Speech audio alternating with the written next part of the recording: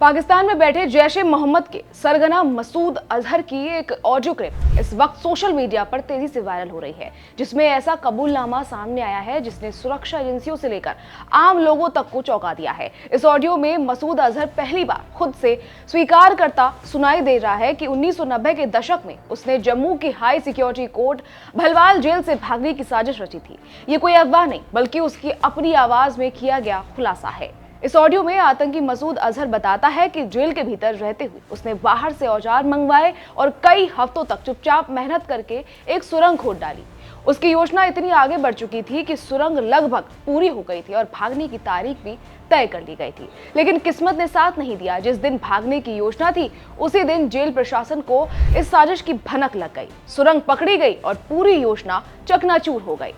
मसूद अजहर अपनी आवाज में ये भी बताता है कि पकड़े जाने के बाद उसके और उसके साथियों के साथ सख्त कार्रवाई की गई। बताया कि इतनी बेरहमी से पीटा गया कि शरीर सूजकर कई गुना हो गया और खून से लथपथ हो गया।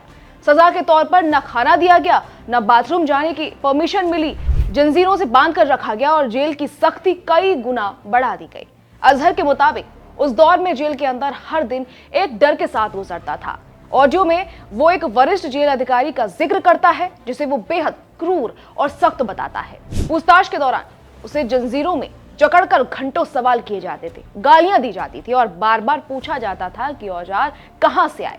मसूद अजहर कहता है कि उस वक्त का डर और मानसिक आघात आज भी उसके दिमाग में जिंदा है, जिसके बाद ऑडियो के आखिरी में वो भावुक हो जाता है और दावा करता है कि जेल के उस दौर की यादें आज भी उसे सोने नहीं देती। अगर मसूद अजहर के अतीत पर नजर डालें तो उसकी कहानी आतंक की एक लंबी और खौफनाक दास्तां है। 10 जुलाई 1968 को पाकिस्तान के बहावलपुर में जन्मा मसूद अजहर कराची के एक मदरसे में पढ़ा और बाद में अफगानिस्तान में सोवियत फौजों के खिलाफ लड़ाई में शामिल हुआ। यहीं से उसका कट्टरपंथ की ओर झुकाव बढ़ा और वो हरकत उल अंसार जैसे आतंकी संगठनों से जुड़ गया। फरवरी 1994 में मसूद अजहर नकली पुर्तगाली पासपोर्ट के जरिए भारत में दाखिल हुआ। उसका मकसद जम्मू कश्मीर में जिहाद फैलाना और आतंकियों की भर्ती करना था, लेकिन भारतीय सुरक्षा एजेंसियों ने उसे अनंतनाग से गिरफ्तार कर लिया। इसके बाद वो श्रीनगर, दिल्ली की तिहाड़ जेल और अंत में जम्मू की कोट भलवाल जेल में रखा गया, जहां वो 1994 से 1999 तक बंद रहा। दिसंबर 1999 में कंधार हाईजैक ने उसकी किस्मत बदल दी। इंडियन एयरलाइंस की फ्लाइट IC-814 के यात्रियों की रिहाई के बदले भारत सरकार को मसूद अजहर को छोड़ना पड़ा। जेल से छूटते ही उसने जैश ए मोहम्मद का नाम का आतंकी संगठन खड़ा किया, जिसने संसद हमले, पुलवामा हमले और कई बड़े आतंकी हमलों को अंजाम दिया। आज वो भारत का मोस्ट वांटेड आतंकी है और संयुक्त राष्ट्र उसे ग्लोबल टेररिस्ट घोषित कर चुका है। अब जब मसूद अजहर की ये ऑडियो क्लिप सामने आई है तो भारतीय सुरक्षा एजेंसियां इसकी सच्चाई और स्रोत की गहराई से जांच कर रही है।